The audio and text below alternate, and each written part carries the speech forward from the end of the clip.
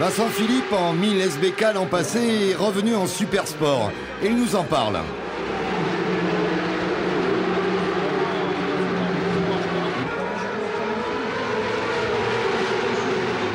Ouais, beaucoup plus petite et beaucoup moins puissante surtout.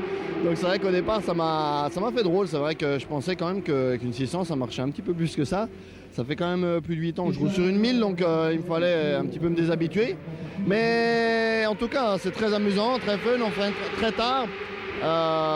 Voilà, la moto, on vient de la recevoir il n'y a pas très longtemps. On a fait seulement 4 heures d'essai avant cette course.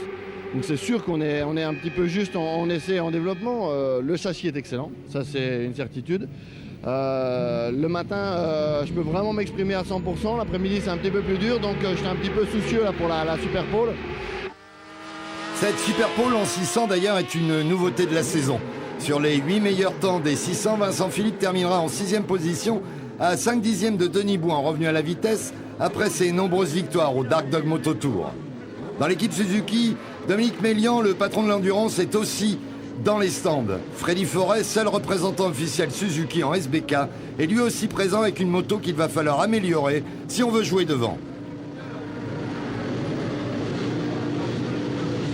On avait pas mal d'objectifs, on les a pas faits. On a un problème sur l'avant, on ne trouve pas, on essaye et pourtant c'est la même moto que l'année dernière.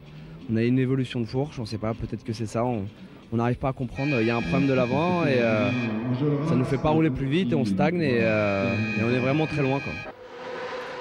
Au Coutel Junior Team, Guillaume Dietrich, le numéro 45, a choisi Dunlop et BMW pour son retour aux affaires et après sa mauvaise saison 2010 due à ses graves blessures. Il va mieux et sa BMW S1000 RR, l'une des 14 machines de la marque engagées cette année, a l'air de vraiment bien lui convenir.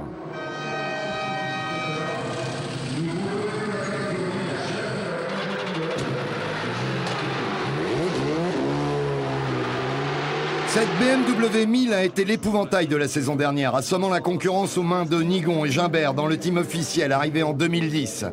Beaucoup de pilotes ont donc porté leur choix sur cette moto.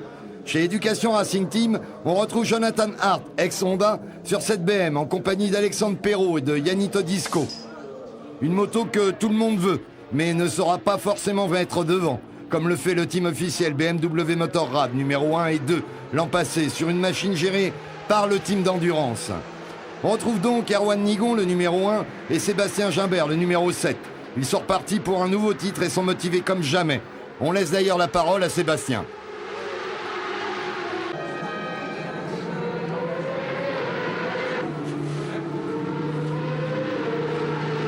On a changé d'équipe cette année, on est passé chez BMW Motorrad et managé par Pascal Hérisson et supervisé par Michael Bartolemi, donc c'est une super équipe, moi je suis super content.